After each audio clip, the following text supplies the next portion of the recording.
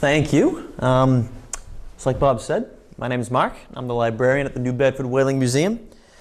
So, in putting together this talk, I never really know how to begin presentations. So that there's advice out there by the experts, and they say start with a quote, start with a story, start with this, start with that.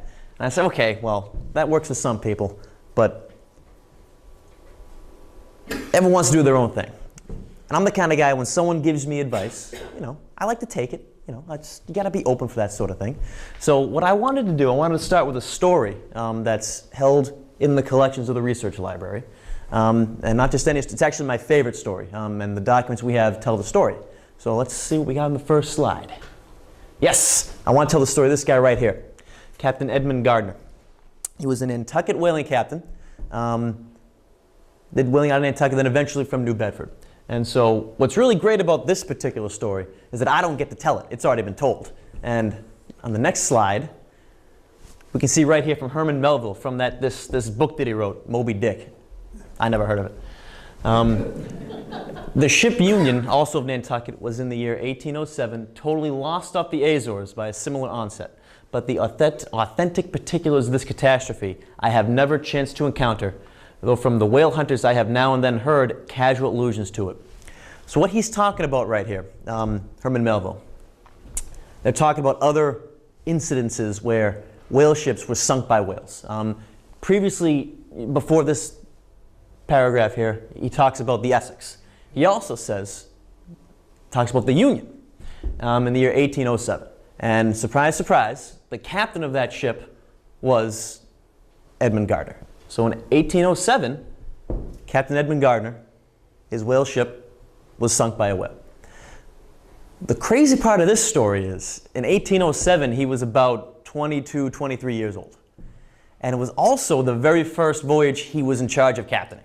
So about a week into the voyage, in the middle of the night, I have the library has the log for this. I've seen the entry. It's about a page and a half. Around midnight, 2 in the morning, the whale strikes the ship and the ship starts to go down. So here he is, about early 20s, the very first voyage he's ever in charge of, by the way. He's thinking, I don't need this. This is the last thing I need right now. He hasn't even taken a whale yet, and the whale's sinking his ship. So he said, okay, there's only really one thing to do. He had to take his crew, put them in the open whaleboats, and they had to sail to the Azores. It took them about a week. They made it. There was no loss of life, and he just hopped another ship home, and he said, great, that was one heck of an experience. I'm so glad nothing like that would ever going to happen again. It couldn't possibly get any worse. Let's see if it does. Switch? Yes, please. Okay. A few years later, he's in charge of another vessel, the ship Winslow, also of Nantucket. And this is from a personal journal we have in the collection, right there. That's what he writes. At the moment of delivering my harpoon, the fish, talking about the whale, instantaneously stopped, threw his jar over my head, threw me backward. That's what he actually wrote.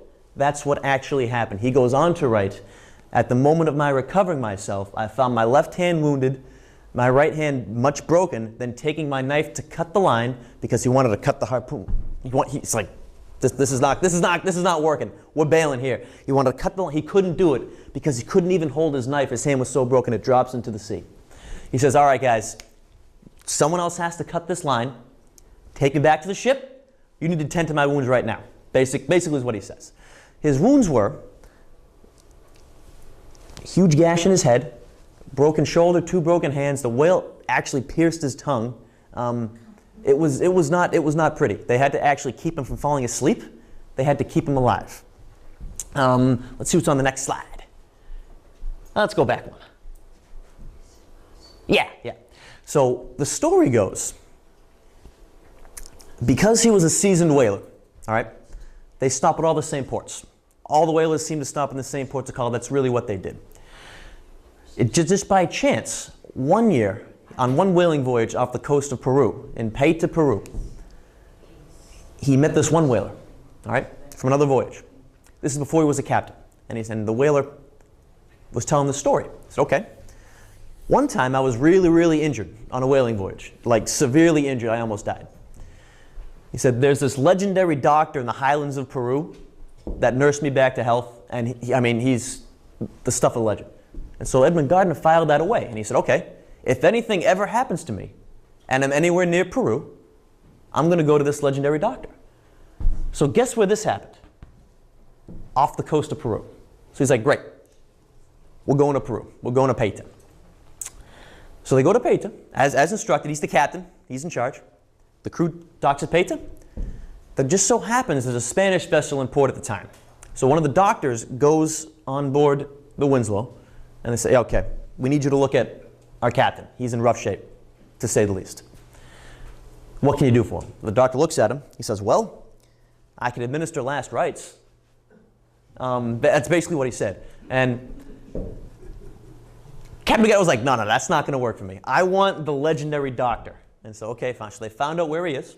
So what they had to do, they couldn't move him, and he really couldn't move. So he stayed in his bed. What they did, they took his bed, they lowered it off the ship, and attached it to 2 donkeys. And the donkeys trekked him through the desert to where the doctor was. They found the doctor, exactly where it was said he would be. And he took one look at him and said, yeah, I can save your life. No problem. Easy. But you have to stay with me for about, I don't know, however long it takes.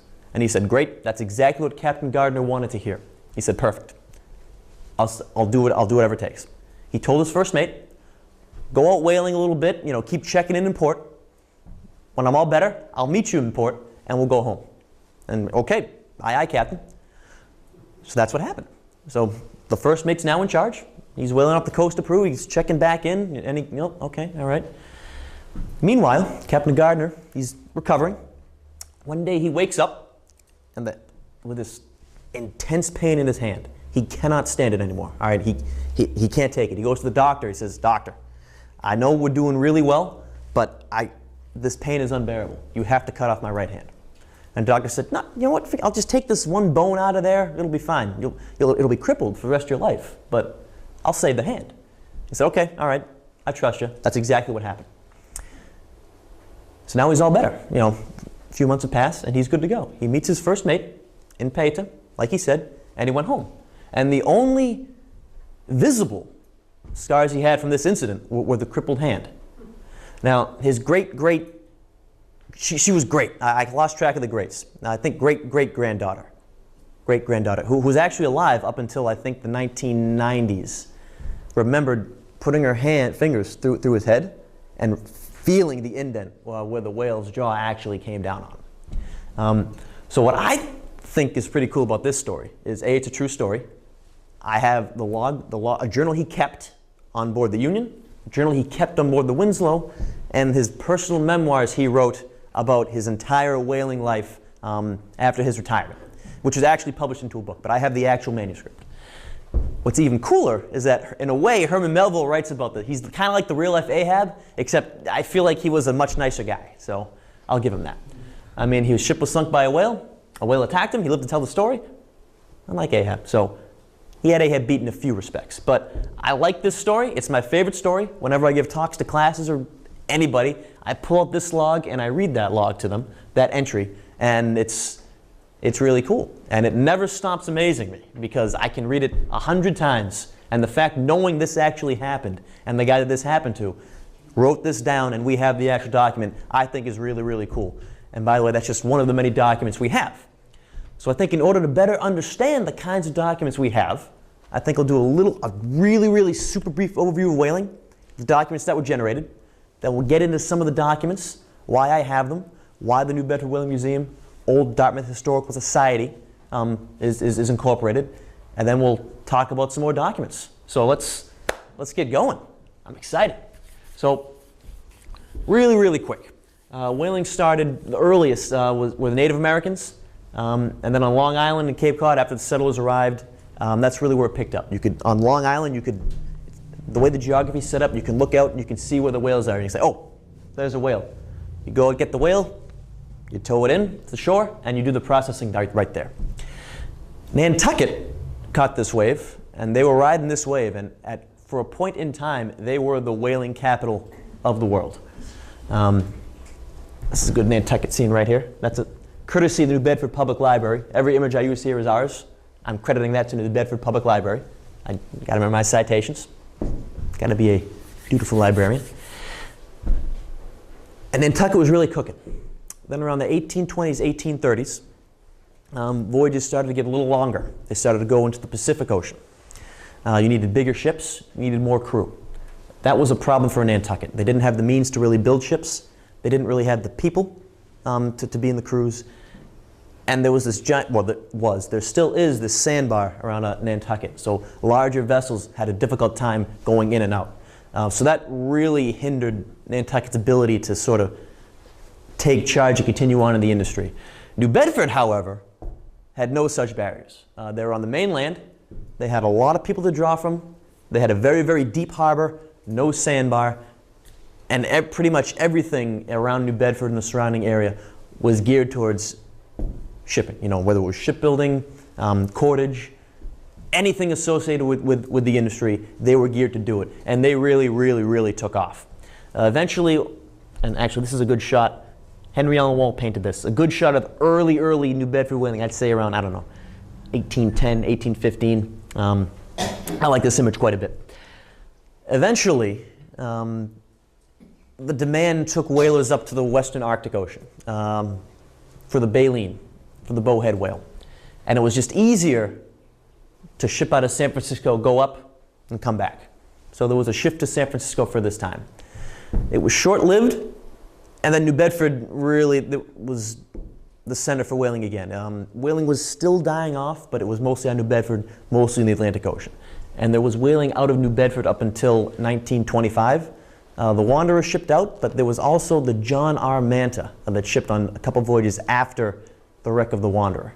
And the Manta last shipped out in 1925, and that was that for New Bedford. So I just covered, I don't know, a few hundred years of history in one slide, but I think the background, I think that's necessary because, after all, we are the Whaling Museum. So the next slide, I believe I get into, yes, the voyage. And this, I think, is really important because this is going to determine the kinds of documents that we have in the library. Why we have the sorts of documents we do really came from the sorts of things that happened on the voyage. So before a voyage even began, you had to have a crew. A crew would sign on. You had certain ranks. You had your captain, your mates, your boat steer, your officers, and then your green hands, your ordinary seamen. You had, a cook, cooper, cabin boy, so on and so forth. The way they were paid was very, very, very interesting. And I'm going to get into that a little bit more on a later slide, not right now. But the fact that they had a certain hierarchical payment structure, and so it was very unique to the industry, dictated, again, the kinds of documents that were generated and the kinds of documents that survive today. While you're at sea, people deserted the ports, all right? If you had nothing going for you at home and you stop off in like Hawaii or something, or some kind of exotic Pacific Island place, that's going to look pretty good. So maybe you stop there, take an extended vacation. Maybe it's so extended you never come back. Who doesn't want an extended vacation in Hawaii? Meanwhile, at other islands, for example, the Azores, Cape Verde, a lot of the Pacific Islands, they would take on new recruits. People, some who had whaling experience locally, some who had deserted previous ships and were tired of hanging out in some foreign place and wanted to come home, who had whaling experience. Other people just looking to get away, start life anew. So the turnaround on these crews was ridiculous. The crew that returned with the vessel was practically never the crew that shipped from port. And that's pretty important, I think, because that's going to, again, that's going to influence the types of documents and the information in them that survives. Of course, who doesn't love the chase, the Nantucket sleigh ride? Well, I know Edmund Gardner's not a fan, but that was, you saw the whale, you'd go after it. Sometimes you'd get it, sometimes you didn't. Sometimes it got you. And the whaling was very, very dangerous for that particular reason, but not just that reason. After you caught the whale and were processing it on board, you're rendering the oil, the deck would get slippery, you slip and fall, and what's waiting for you? Sharks. I had one researcher come in one time. He knew that his ancestor had passed away on a whaling voyage. He didn't really know the date. He didn't know the circumstances. So we looked it up in some newspapers, and the New Bedford Mercury had the story that on the way home, I'd say a couple months from returning to port, some blubber fell off of a blubber hook and crushed him to death. So they had already taken their last whale. There were to be no more chases. He was home free, and a freak accident like that happens. So there were a bunch of dangers that could happen at sea, and they did. A lot of fluky things could happen, and oftentimes they did. And then again, the voyages end, the payment, the lay system reflects the payment, and then lots of people would sign on for another voyage. You could easily rise the ranks that way. The thing about whaling is that it was a true meritocracy. I mean, a good whaler was a good whaler. Didn't matter, color of your skin, nothing like that. If you could do the job, you were going to do the job, and you were going to rise the ranks. And in fact, people who owned the vessels took note of that. And I see in the records, they'll have a crew list, and they'll write little things next to it, like, a good man, good cooper, good cook, good mate will make a good captain. You also see the other way, good for nothing. Good man, poor boat steerer. You see things like that. Poor mate, good boat steerer but made a poor mate. Things like that. So it worked both ways. And the fact that more people continue to sign on to build the industry, again, that plays on the types of documents that survived and are in the library. I think I'm ready to go to the next. Yes. I keep talking about the kinds of documents that are in the library. But I want to start off really, really briefly before I actually get into them, is why the New Bedford Whaling Museum Library exists in the first place. Why the New Bedford Whaling Museum, why we even have it, why we collect these sorts of things. So the Whaling Museum itself was founded in 1903. We were, and still are, the old Dartmouth Historical Society. So that's the Acushnet, Westport, Fairhaven, Dartmouth, New Bedford. Did I miss any? I don't think I did. And we still tell that story. And we can't tell that story. We can't tell the story of the region without telling the story of whaling. The two are completely intertwined. I think it's impossible to separate the two. So we started collecting whaling materials. Our first big logbook donation, it was 1915. It was from an estate. His name was Andrew Snow. We got about 400 to 500 whaling logbooks. That completely jump-started the whaling logbook collection. The thing about Andrew Snow logbooks, which is really kind of cool, is that he, or maybe I assume he, went through and he'd identified like sort of nouns in the book. So he'd identify names, places, ships spoken, that sort of thing. And then what he would do is in the front cover, he'd have this little sheet where he'd write down all of the names that he was able to find in the book.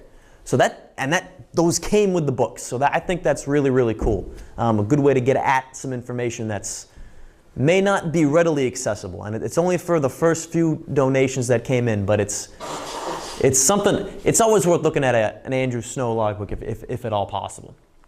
The following year, in 1916, the Lagoda, the world's largest ship model, was built. And what not a whole lot of people know about that, when you step inside the building, the Bourne building, named after Emily Bourne, the person who commissioned the building of the Lagoda, is that building was built specifically to house the ship model. So they were built at the same time. You can see it, the roof, everything, the building is just completed as they're working on the actual model itself. So that's pretty cool. I did mention 1915 as the very first major logbook donation. The library was collecting materials way back from the beginning of the society, way back in 1903. And what a lot of people don't know is that the very first piece ever acquired by the old Dartmouth Historical Society New Bedford Whaling Museum was a library piece. And maybe some of you know it, it was Daniel Ricketson's personal annotated copy of the History of New Bedford that he wrote in 1858, I believe. He actually inscribed it in 1869, and it's very faint because it's written in pencil, but the inscription on it says, "Presented by Walton Ricketson as the first gift received by the old Dartmouth Historical Society," and it's printed right on the inside cover there. It's got Daniel Ricketson's annotations in it. It is really our first piece ever. And it's a really, really great treasure. Not only because Daniel Ricketson had his notes in there, because Daniel Ricketson has his notes in the book he wrote about the first published history of the region. That's pretty cool. So we started collecting things in 1903, and the library stored its materials really in a basement vault. That's really the way it was until about the 1970s, when it was decided that the library was really outgrowing its quarters. It needed a place of its own. This basement vault wasn't working out. So money was raised, and the very first library was built and opened in 1982. And this is where collections like the Whaling Logbooks and Journals, Daniel Ricketson's personal annotated copy were housed. Brand new facility, state-of-the-art, and a brand new state-of-the-art reading room. But unfortunately, nothing stays state-of-the-art forever. In 2001, the Kendall Whaling Museum in Sharon, Massachusetts merged its collections with the old Dartmouth Historical Society, and we became the New Bedford Whaling Museum. The Kendall acquisition basically doubled our collections all the way across the board. Not just in library, where we doubled our logbook collection, our printed book collection. It doubled our paintings, our scrimshaw, our prints, whaling artifacts. Major addition. It took our story from local whaling to global whaling. And we were able to tell all kinds of different stories that we weren't able to before. We could tell the Japanese story, the modern whaling. Anything whaling related, we could tell that story. But by doubling the collections, we didn't exactly double the space. We're still working with the same space. So in order to solve that, it was a good problem to have. But in order to solve it, what the museum did was we bought a building on Purchase Street, so 3 blocks away from the museum. Used to be the old 5-cent savings bank, and we renovated it to be the library for the Whaling Museum. Up on Purchase Street is where we'd have all of our rare books, all of our printed books, our log books and journals, library staff. Me, when I first started out. I like to tell the story that when I first started out working in the library, I think my first, month working at the museum in the library, I only set foot in the museum maybe twice. I was up at the library, could not have been happier, kid in a candy shop. But then, a new building was built. The way the museum campus was set up on Johnny Cake Hill is we owned this plot of land. On that plot of land was a vacant parking lot. So what we did, we built a new addition on that parking lot that was going to house the library. And we opened it in about 2000, and the new reading room opened at the end of May 2016. After an 11-month task of packing and moving the collection. I cannot possibly tell you how happy I am that whole packing and moving is done, and that we can actually be, words cannot possibly express how happy I am. But now that's behind me, and with the new library, that is a state-of-the-art facility. For how long? We'll see. But it's a very nice facility. That's where the collection is. So that's really the story of how the library is where it is, why we have what we have. Now I think we should talk about what we have. And I think on the next slide, yes, I have the archives. So I've got manuscript material. Like I said, log books and journals. I didn't give you an exact number. The number is at 2,300 and change. I usually like to round up to 2,400. No one has called me out on it yet, so I'm going to continue to do that. So 2,300 and change, 2,400. It's a nice number.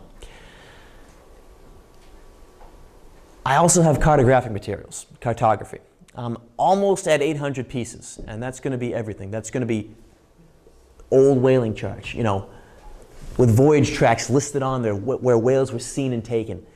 It's not only that, it's going to be old maps of the old Dartmouth region. They're going to be hand-drawn manuscript maps with plots of land written out going back as far as the deeds will take you. That sort of thing, and that's really, really cool. I have over 18,000 published books. The oldest book in the collection, anyone want to take a guess? Of the published book. The oldest published book I have, I don't mean logbook. Well, It's actually older than a logbook. Anyone want to take a guess? No? 1750. A little older than that. 1550. Older than that. Really? Yes. Yeah? 1450. Not as old as that, but you're in the same century. 1494. 1494. It came from the Kendall Whaling Museum. It's in Latin. The title translates to "of the 12 species," and one of the 12 species discussed on about 2 pages is the whale. It's a very skinny book. But the case is as it should be. Nothing's getting through that case. One of the species discussed is the whale, and it's, if I'd tell you it was a good book, but I can't read Latin. I'm just gonna assume it's a very, very good book. But it is the oldest. And I always think that's pretty cool. In terms of photographs, I have over 750,000 photographs. Any kind of medium you could possibly think of. I have glass plate negatives, I have daguerreotypes, ambertypes, I have tintypes. I have nitrate negatives, I have acetate negatives. I have prints, albumin prints, I mean, you name it. Carte visites, stereo cards. As the photography medium shifted over time, we have it. And much like with our manuscript collection and our cartographic material, it's whaling related, you know, cruise, ships, wharf scenes. It's also local. It's got a very, very high local history content as well. It's got local places, local people, that sort of thing. And it goes as far back as the camera can take us. So we're talking maybe, you know, 1860s to 1870s. And of course, the bulk will be turn of the century and on, but we do have some that go back pretty far. And now on the next slide, I believe, yes, I talk about manuscripts. I broke our manuscript collection up into 2 different chunks because of our whaling manuscripts and our local history manuscripts. I'd say it's about a 50-50 split. So I'll start with the whaling manuscripts first. I have all kinds of material. This material was informed because of the voyages. The way the voyage was set up and the way everything was done throughout the course of history, certain documents are generated. For example, crew list, the agent owner accounts, the correspondence, and the payment. The crew lists are really, really cool. The thing I like about these is that beginning about 1834, 1835, the New Bedford Port Society had an idea. It was actually, in theory, it was a very, very good idea. They had this huge book, this huge ledger book, you know, maybe this wide, that long, and they said, okay, everyone wants to sign their name if you're going on a whaling voyage. Sign your name, write your next of kin, or descriptive information, anything you want.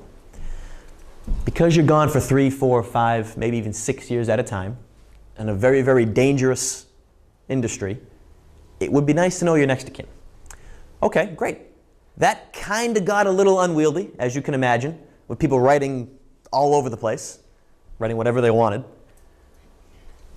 Towards the end of the book, in about 1841, that's when it got to be a little more normalized. And that's actually where you can find Herman Melville's signature, because he shipped on a whaling voyage in 1841.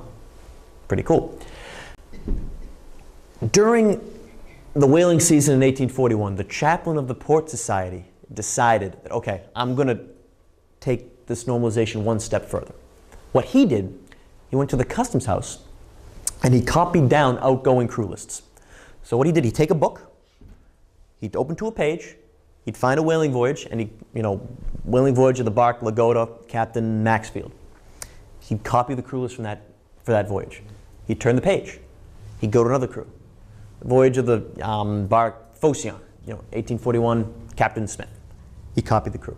And he'd do this page by page, voyage by voyage, until the year was up. When the year was up, he'd close the book, he'd put it on the shelf, and he'd open a new book for a new year.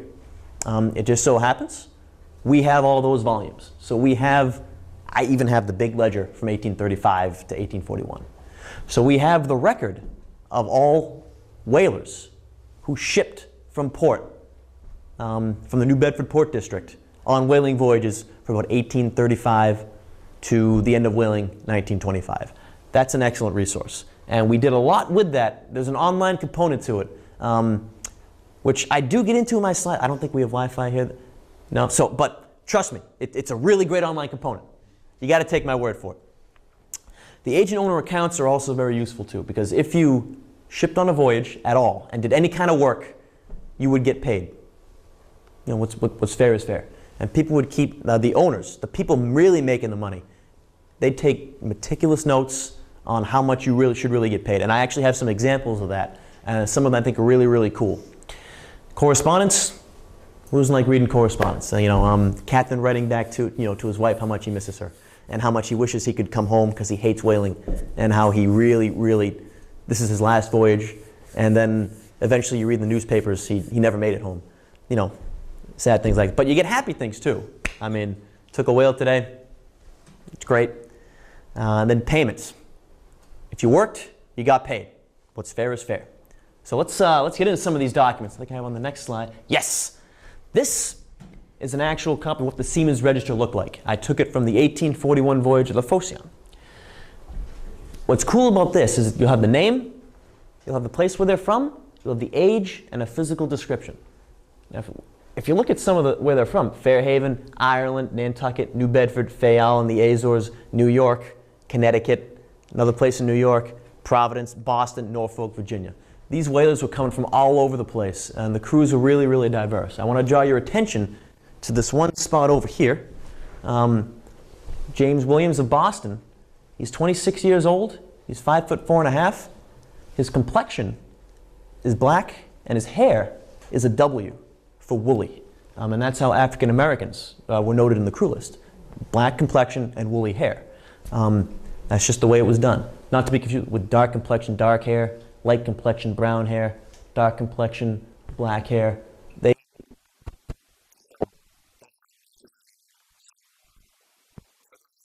research. You can go through, who are designated with having the woolly hair. It's an interesting way to do a sort of research, but it can be done based on the records that were kept, which are really, really cool. The next document I have, I love these. These are crew accounts. This is a crew account kept by Jonathan Bourne Jr. And he was actually the one who owned the Lagoda.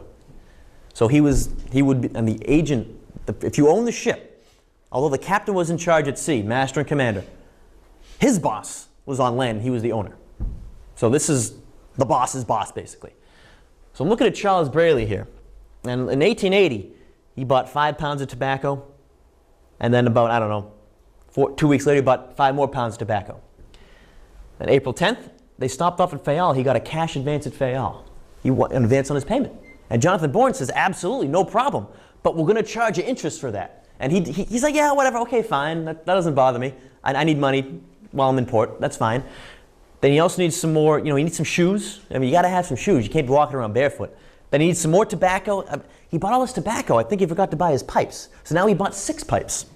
And then more tobacco, and then another cash advance. So the reason Jonathan Bourne's keeping all this is he's going to deduct all this from his pay. If you bought something, they call it from the slops chest. If you bought the tobacco, the shoes, the mattress, a knife, and anything you bought, they were going to deduct that from your pay. A cash advance, that was going to get deducted from your pay with interest.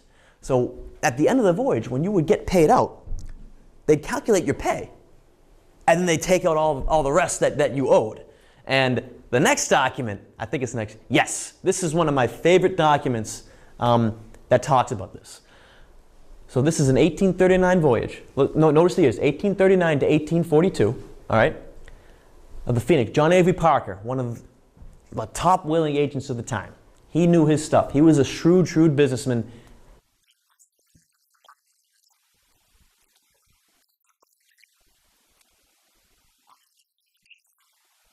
Russell Penfield, all right?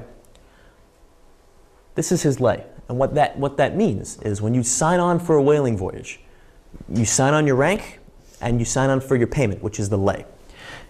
Russell signed on for the 180th lay, and you see it's 1 over 180. So what that means is for every $180 of profit that the whaling voyage brought in, you would see $1 of it, and that would be your pay. So you'd make $1 for every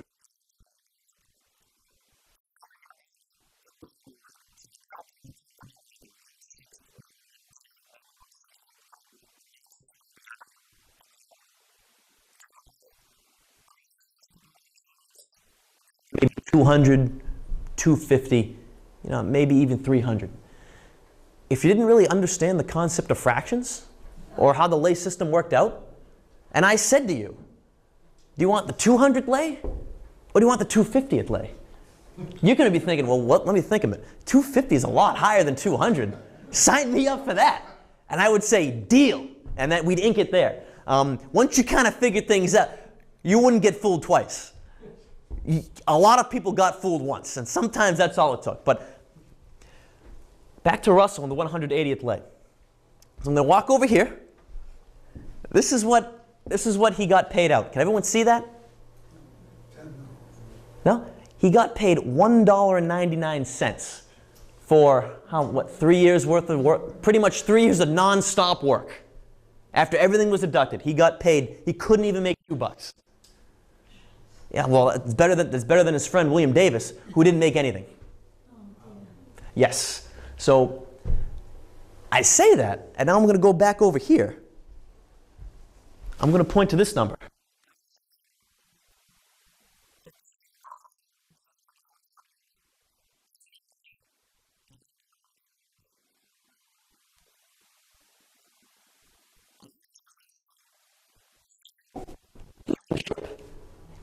And he made this, and Russell makes this. And poor William makes that. But that's just the way it was. These owners were really, really the ones making the money. And a lot of those old houses, the rich mansions you see in New Bedford that are overlooking, not on the water, but a little up on the hill, because the way New Bedford is, it's on that hill, and you can look down. The houses that are on those hills, the big fancy ones, were owned by the owners with the money to buy those. They didn't really want to associate down by the wharfs. So if they built their house on a hill, they could look down and see everything. And they didn't have to be down there. They could just be sitting back, making their $57,000 in 1842. A lot of money. While everyone else, they're paying out, people $2 and deducting anything they possibly can. But it's a living. A living for everybody. And on the next slide, I think, yes. So a lot of the questions I get from a genealogical standpoint are my ancestor came from the Azores or came from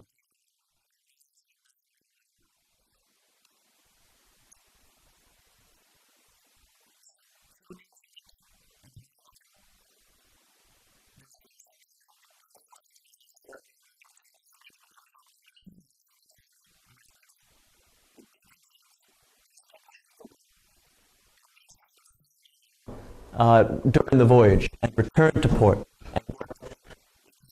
If you work, you get paid. In order to get paid, the crew accounts. And actually, you can see. I don't want to get on this side. The writing in pencil after the voyage: good man, fair cook. But it's a good man, so we'll get good man, first-rate man. So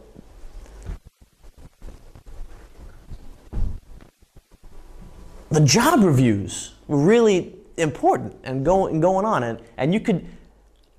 Good owners were really well respected. Their opinions were really well respected.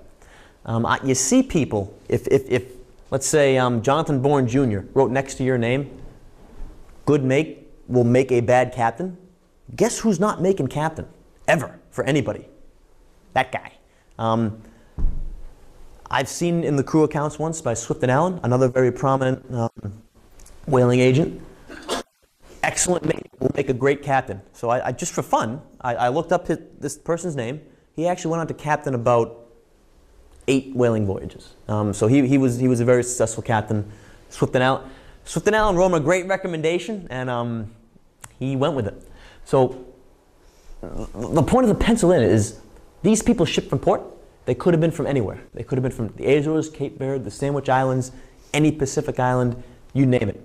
If you worked, you got paid, and your name got recorded. And so a lot of our account books are going to have names in there. And when you cross-reference to the actual crew list that shipped from port, there are names that don't appear on there. It's like, well, where did they come from? They came from the voyage at some point along the way on the voyage. And that's really, really cool. Next, what do I talk about next? Oh, of course, I got to talk about the whaling logbooks and journals. Like, there's over 2,300. The rule with a logbook, okay? The first mate, as part of his duty as being the first mate, along with everything else he has to do, he has to keep the official log, all right? The managing agent, so Jonathan Bourne Jr., John Avery Parker, the people making the money, they wanted to see the official log. They cared about where the ship was, what the ship was doing, if they saw any whales, if they took any whales. That's it. That's how they were investing their money. That's what they cared about. Those logs, day begins, light breezes, middle part same, latter part rain. All right, very, very brief, can be very dry. They took a whale, saw a whale, they stamp it. They'd stamp a whole whale stamp if they took the whale. They'd stamp just the tail if it got away. They'd write the amount of barrels the whale was. They'd write which boat took the whale, whether it was starboard boat, larboard boat. That crew would get a little bump in their pay. The agent would see who's taking whales, who's good at that. He could thumb through the book, see, oh, where are all the whale stamps? Oh, I see they're here. He can make a note, okay, to his future captains. I see there are a lot of whales in this area at this time of year. Go there. That's what he cared about. After the voyage was over, the managing agent has that log. That's a business document. However, anybody who could read and write could keep a personal journal of their own. There were no rules against that. And a lot of the journals that we have in the collection are really, really, really enlightening. Some are beautifully illustrated, like this one. This is the Lucienne. This wasn't even a New Bedford voyage. This was out of Delaware, shipped out of port in 1841. Lots of times, if you compare a journal with a log, you get different accounts of the same events. For example, in one log, for one date for one voyage, you read, "Watched the work employed doing nothing." That goes to the owner, all right? He's not going to be happy to read that, obviously. We have in our collection a journal from the same voyage, different keeper. You look up the same day, it says, "Watched the work employed eating coconuts." So you get a little different picture of what's going on. Maybe they hadn't eaten in a few days, they find some, whatever. That's a totally different report. One of my favorite, what I like about journals is they get into detail that the logs just don't.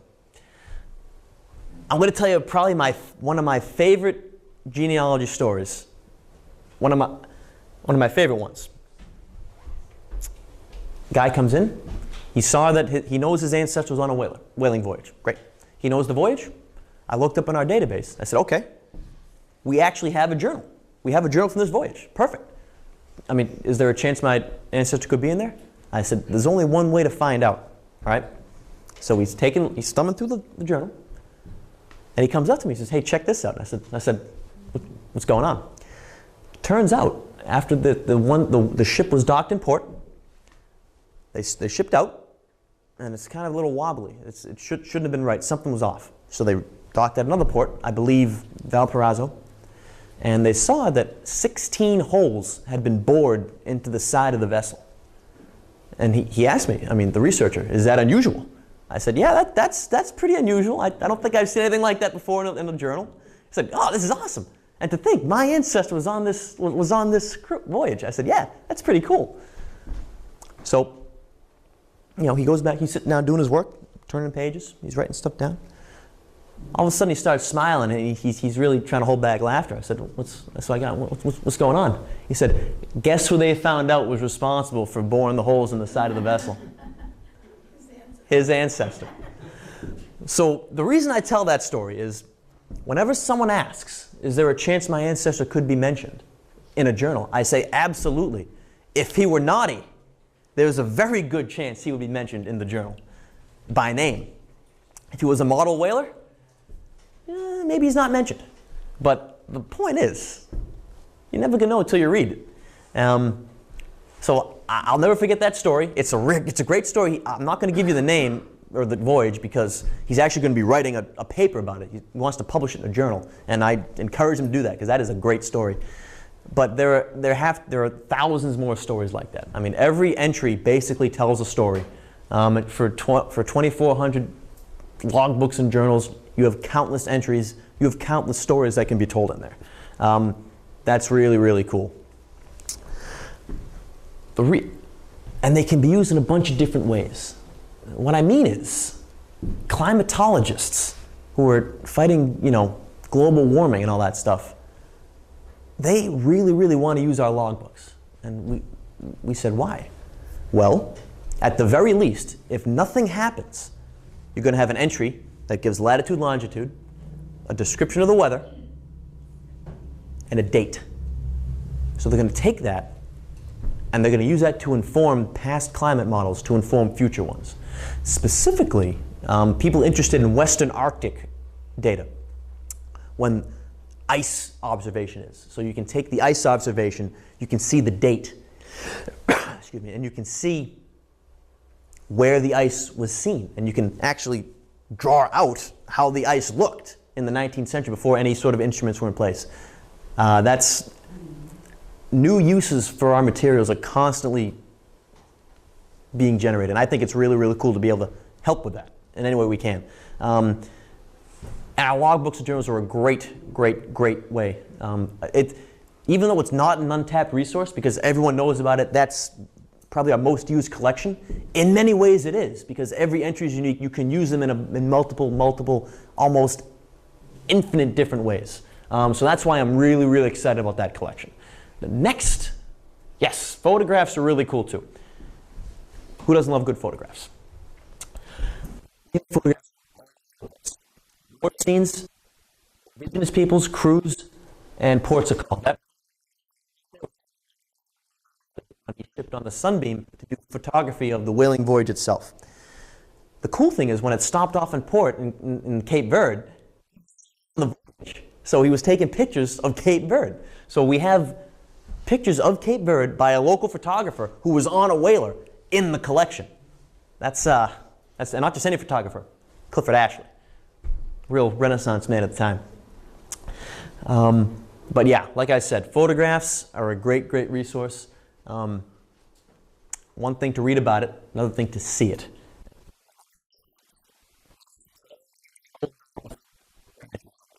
Like I said before, I think it's about a 50-50 split between whaling-related content and old content. Very good, almost great collection of manuscripts. And they range from family correspondence, personal papers, property records, city directories, and immigration records. So on the next slide, yes, I have a couple examples of what I'm talking about here. Both of these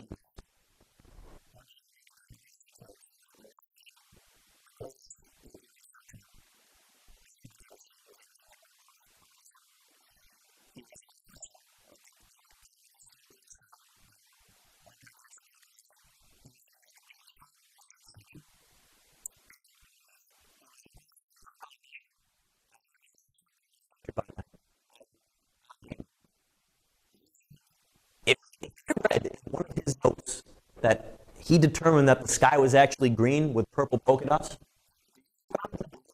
the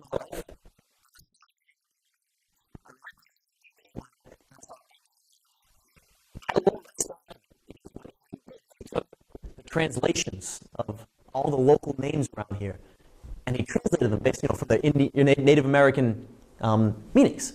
And I love what Mattapoisett. Anyone know what Mattapoisett actually, where the name Mattapoisett comes from? Anybody know? I know that there was a tribe over on the other side of Fall River. All right. I think in the Somerset area it was called the Mattapoisets. Mm-hmm. What does Mattapoisett translate to? He translates to English. It means at the tarrying place. Anyone? So that translates to the place where you wait. So next time you're Mattapoisett and you're sitting around waiting for something, you can think of Henry Worth. And that's where Mattapoisett came from. Non-quit I have at the top. Anyone? Non-quit? Anyone?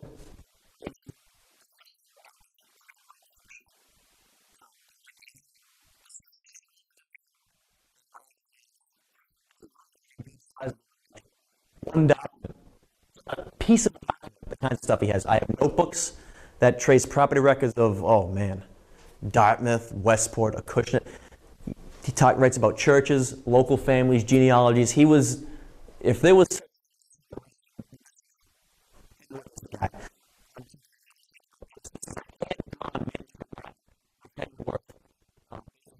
these are all land plots, and this is Cadman's Neck for reference. So this is undated. He did not date it. I'm sorry to say I don't know what years he's drawing here, but these are the land plots. I mean, you can see this is, you know, Jacob's soul, John and Timothy's soul, Nathaniel's soul, Macumber, Joseph Hicks, Henry Brighton, you know, George Cadman, Tripp family. These are plotted out, and he traced them somehow in the property records and deeds, and he drew these hand-drawn manuscript maps. This particular one's really, really neat and good shape, so I took a shot of this one. I have 3 huge maps that cover 3 distinct regions of Old Dartmouth that look just like this, and they're huge. They're kind of in rougher shape than this one. This one's in very good shape. So I think he kind of like recopied this one, and I have a little inscription on the bottom, drawn by Henry Worth. But the information on that, I don't know how he had the time to go as deep as he did, but the stuff in his collection are second to none. To have his research notes in the collection. And the next slide. Oh, yeah. So now I talk about a little bit about my online. So I can't really show you the online component, but I can at least talk about it. So I mentioned the Siemens registers and all those crew lists of outgoing whalers. So what happened, oh man, Judy Lund spearheaded this project, and she's still very much involved in it, taking it to the next level, and then the next level after that, and still advancing it. She's doing what Judy does. Where would we be without her? So her and a team of volunteers took the raw data that were recorded in the Siemens registers, transcribed it, and put it in a keyword searchable database. When you go to our website and click here to search, you can type in any name you want, and it will tell you that name.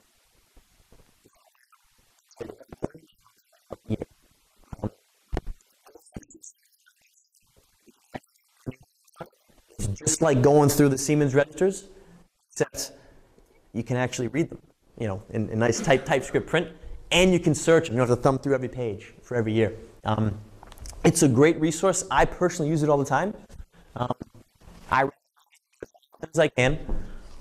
I will admit, though, it was not perfect. There are errors in transcriptions. There were errors in names that were taken. A name could have been transcribed perfectly into the database, but it could have been written down incorrectly. A lot of times they wrote what they heard. They Anglicanized names quite a bit. So if you come across the database and there's ever an error in there in terms of spelling, let us know. Let me know. We update it once a year, and we include everything. We include all the updates, the ones that Judy finds, the ones that the ones that other people find. So it's very much an active database. It's not static. It's very much active and continually we're trying to get it as perfect as we can. I know perfect may not be attainable, but you have to strive for it. That's what you have to do. So we're always continually seeking ways to get it as good as it can possibly be. It's really good now. We're going to make it great. The next, yes. So I talked about our manuscript collections. There are ways to go on and see exactly what our holdings are. There's a link on our website that'll list out all of our manuscript collections. We have 162 right now, and maybe 155 of them are processed with a finding aid online. And that's so the whaling manuscripts, the agent owner records, that's all going to be on there, as will the Old Dartmouth records. A lot of Old Dartmouth family names. Henry Wirt's papers are going to be on there. I do have some collect inventories on there that don't have the full inventory because it's really, really long. If you send me an email or give me a phone call, I can send you the full inventory. It'll take me like a day. Like it's a piece of cake. Just getting online is a little bit tougher. For example, I don't think the Henry Worth collection has the full inventory online, but I have that saved as a PDF that I can send to anybody if they're interested. Likewise, I know there's one collection that has a lot of biographical information about some people, That's a very, very, very long finding aid, very long inventory. I have that saved, and I can send that out to anybody. But that'll list all of our collections. You click on a link, and it'll say, it'll give a little biographical or historical content as to who the person was, who the family was, who the business was, and then it'll talk about what's in the collection. You go a little farther down, it'll list box and folder. It'll say correspondence from the year 1865 in box 1, folder 1. Box 2, folder 2, correspondence 1890. It'll list things like that. So it can be very specific, and it can give you really a good sense of what's in the collection instead of just coming in, I want to look at that book, and maybe that book's got what I want, maybe not, just 500,000 more to go. You can actually look on our online pages and find really specific materials that can really speak to your interests. And I'm always a phone call away or an email away to kind of guide you in certain directions too. So I can't believe they pay me to do that, but that's what they do. I also have indexes too that can help. For example, the Roach collection. That's one of our heavily used collections. Almost used as often as Henry Worth papers. Not quite, but it's up there.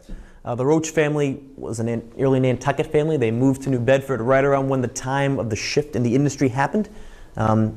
Whether they brought that shift with them or they sensed it was happening, I'm not sure, but their shift coincided with the whaling shift.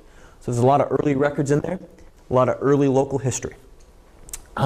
We've indexed William Roach Sr.'s correspondence, so the earliest correspondence we have in that collection. The index is online, so you can pinpoint which letters would speak to a topic of interest. We've also transcribed the outgoing correspondence of various whaling agents, as well as William Roach Jr., a very shrewd businessman, but early for the time. A letter book is really an ingenious idea.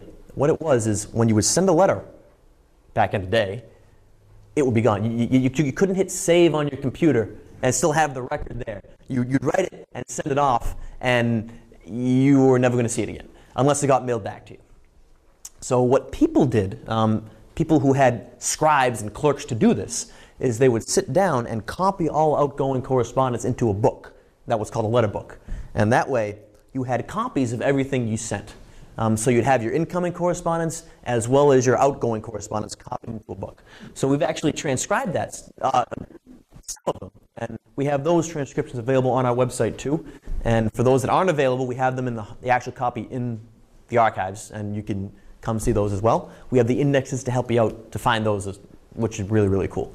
The next, who doesn't want to see a good digital logbook online? People, National Oceanic. Oceanographic and Atmospheric. Thank you. Whenever I have this slide come up or talk about NOAA, I always pray that there's at least one person in the audience who knows what NOAA stands for. So thank you very much. I should know, but the fact that I'm relying on everyone.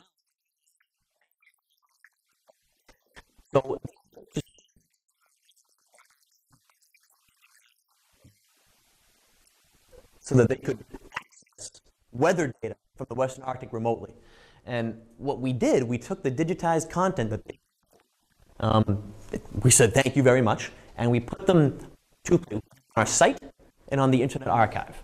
And on the Internet Archive, archive.org, you can go and read a good chunk of our whaling logbooks and journals. I'd say we have about 200 or so on the Internet Archive, and we have about 300 digitized total, more to come to our website.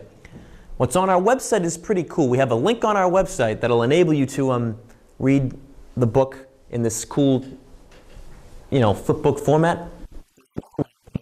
It's compatible with a smartphone. Because who doesn't want to read a logbook on their smartphone while they're sitting around, looking for something to do on a... I'll raise my hand. If I had a smartphone, which I don't, and I'm proud that I don't.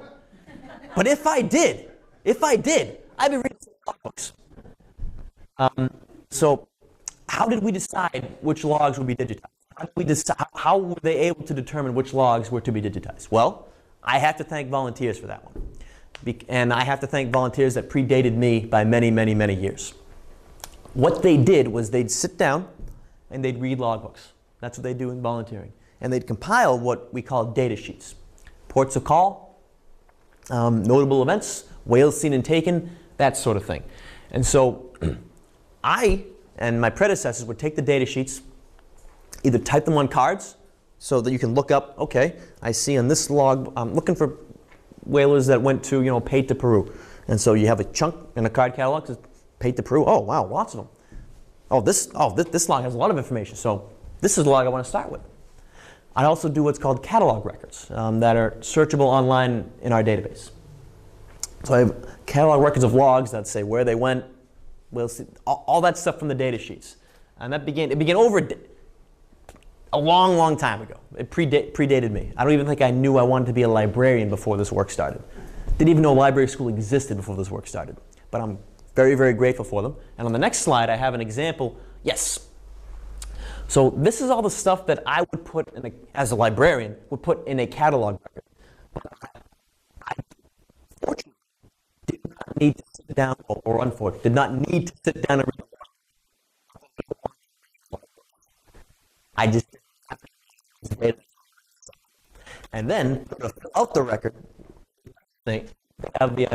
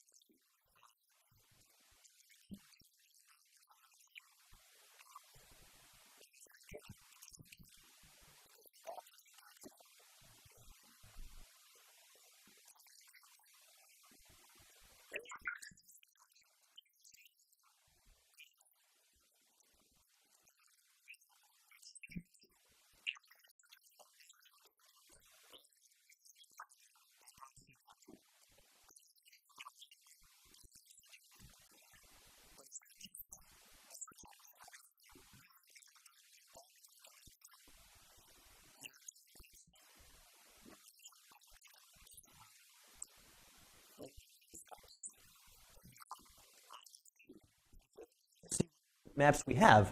On our site, I have all of our maps listed. And they're listed out by region.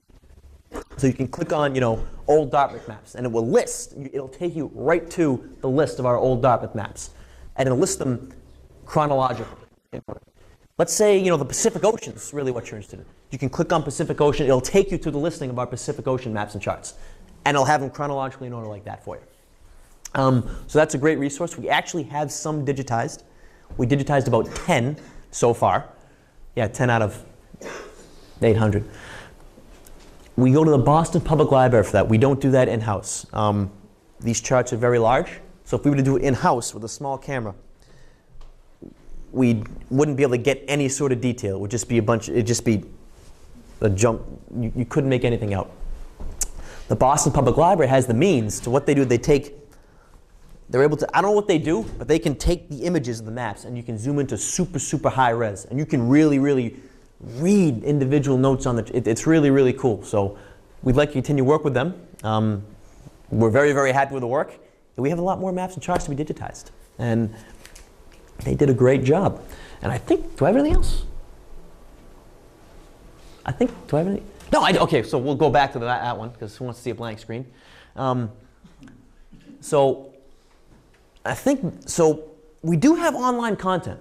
We have online content and transcriptions, digitized actual materials, indexes, finding aids. So there are ways remotely to do research. There are ways, but if you actually come in to do the research, you can get access to a whole lot more. You do have to deal with the librarian, who's I wouldn't wish that on my worst enemy. But once you get to know him, he's all right. I do highly recommend, however, that if you have any questions and you think that the resources at the Whaling Museum can answer them for you, or if you're online and you see in one of our finding aids, oh man, my family papers, are at the Whaling Museum, I highly recommend calling me or emailing me in advance because the collections are not stored adjacent to the reading room. I would need about a day to pull them for you. So if you just show up, you're stuck with me. So I'll apologize in advance. But There are worse people you could be stuck with. But if you call or email in advance and say, oh man, I need to see that, I'll have it for you whenever you want to come in. So that would be the one disclaimer I have. I want to make sure I tell you that, because let's say you get excited and you want to, oh, I need to see this stuff. I went online, I want to see that thing. And you come in and I say, sorry, really sorry, it can't happen. You're going to think, what a jerk. He's talking about all this cool stuff. We come in to see it, and he's just a liar. No, you call me ahead or email me ahead. I won't be a liar. I'll have it ready and waiting for you. So I like Bob said, you come, I'll hook you up to the best that I possibly can. And we have a lot of stuff, a lot of cool stuff that speaks to a wide range of interests. And basically the reason I was hired and have a job is because people come in to look at it. So come on in.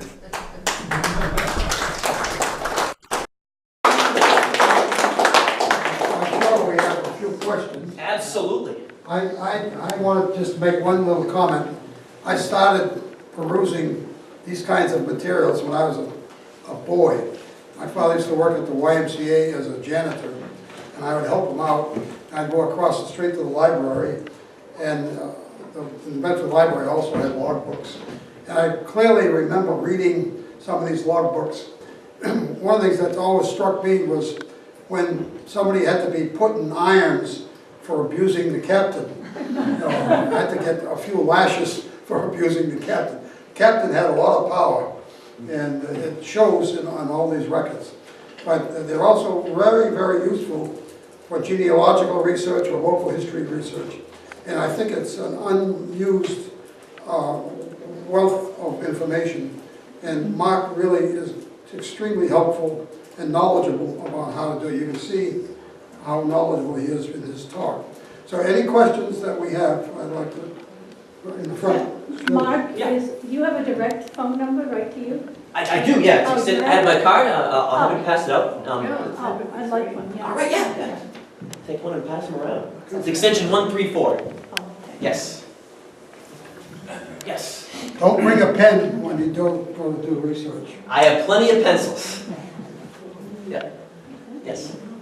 When I was a college student, I used to work across the street for the New Bedford Port Society as a tour guide many moons ago, and different people would come in and tell me different stories about how the Whaling Museum came to be and named after Jonathan Bourne, and some of the background was actually scandalous as to what happened there. And is that something a purveyor of the Whaling Museum would be willing to explain to us tonight, or is it considered a family secret? No, I can tell you. I'll tell you what I usually tell people. I'll tell you, when the museum started out in 1903, there was the old Dartmouth Lyceum, which was giving lecture series and all that stuff, and they weren't making any money because they spent all their money making, buying things to support the lectures, and it wasn't working out. So they sold all their property, all their intellectual rights to the old Dartmouth Historical Society. That's what happened in 1903.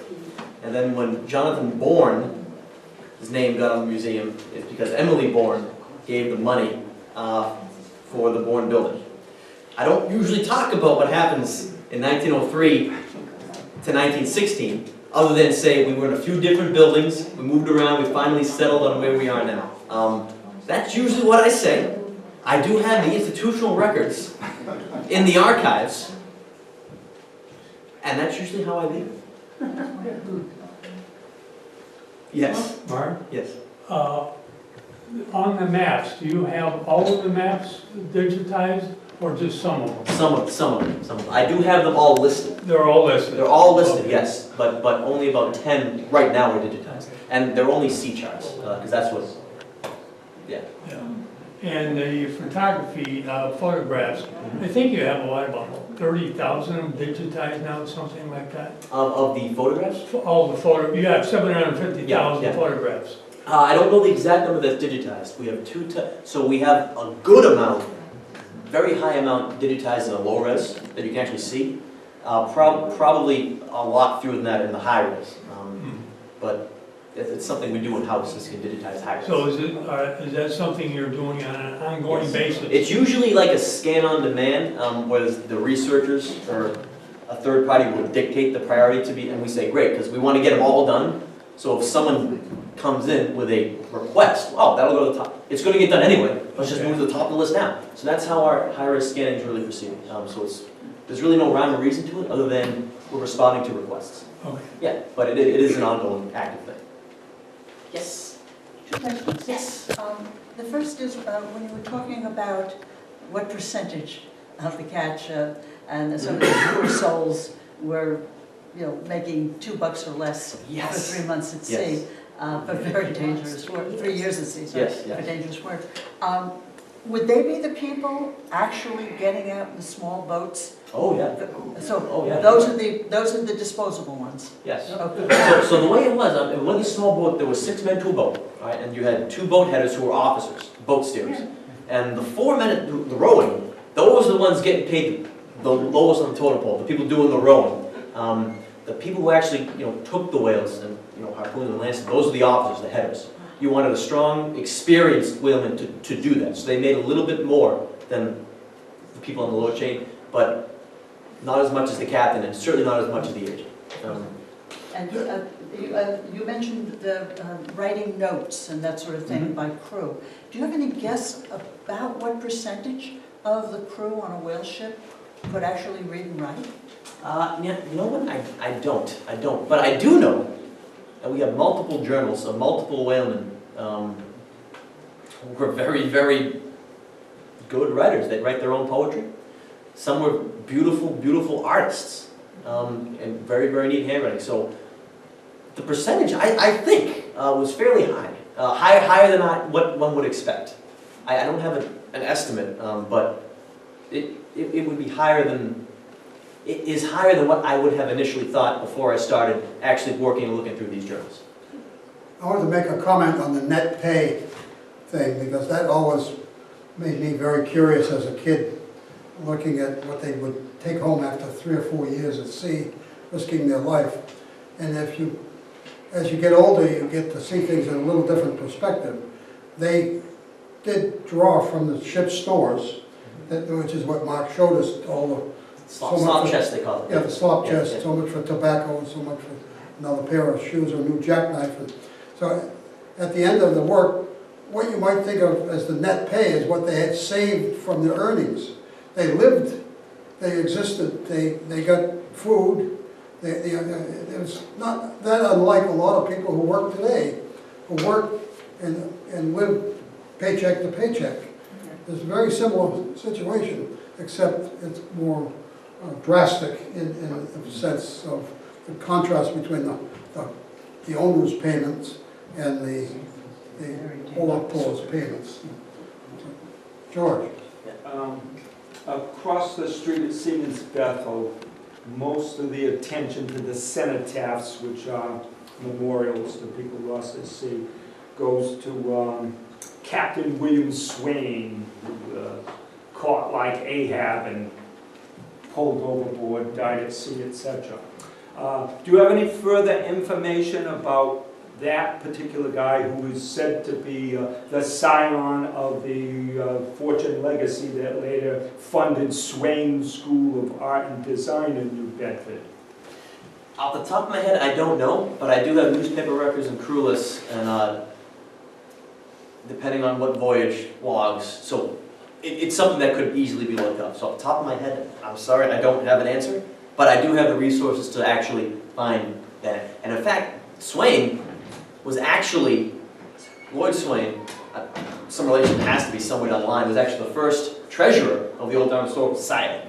So that name, Rings a bell. absolutely, absolutely. There's another question here in the front. Yes. Oh, yeah, I found a document about 100 years old about a ship model 70 years old, the Skylark, but it wasn't a whaling ship. But I wanted to find out some more about it. Can you help me with that, or does it have to be New Bedford and whaling? No, it doesn't have to be New Bedford and whaling. I do have some ship, I do have ship enrollments, and so I do have record for some merchant vessels. I do have reference books for merchant vessels. So I have ship registers and ship enrollments. So ship registers, if you engage in foreign trade, you by maritime law had to be registered. So all whalers were registered. All merchant voyages out of New Bedford were also registered if they engage in foreign trade. Coastwise trade, you just had to enroll, and I have the ship enrollments too.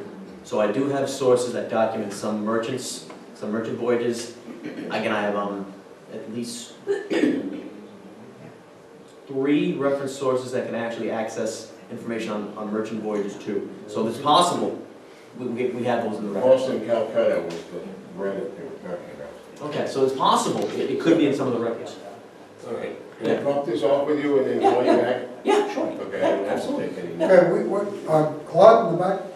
I have one question I have is, when these people got stranded in the Azores or jumped ship somewhere, how did they support themselves in the local, wherever they happen to be? Like this person hurt in Peru, getting taken care of by a doctor probably for a year. How did they reconcile the finances for something like that? Okay, so I can't speak specifically to Captain Gardner's story other than that the doctor just took him in and that's how it was left. So I don't actually know. But I do know people that jumped ship. Some people actually married people. They started new lives there. Some people just kind of hung out. It's unclear to me how they kind of survived. I do know they'd hop back on another ship because they knew another ship was coming and going home. So taking an extended stay, maybe when their money ran, maybe that's why they took the cash advance. And when that cash advance ran up, another ship came by, and it was time to go home. You know, they find someone they want to settle down with, let's start a life in, New Zealand. It happened. I get genealogical requests from Western Australia, New Zealand, all the time about, my ancestor was a whaler. He jumped ship, then port here, and started life anew. And they wanted to find out what voyage he shipped on. It happened. I'm sure there were ways. Our documents don't specifically speak to that because they speak just with what the voyage is, but As a teenage boy, I was very fascinated with some of these journals. When the young whalemen would go to some of these Pacific islands, and the girls would swim out to the ship bare-breasted, and they would write about it in the journal. they wrote That's about why a there lot were of stuff. a lot of desertions. I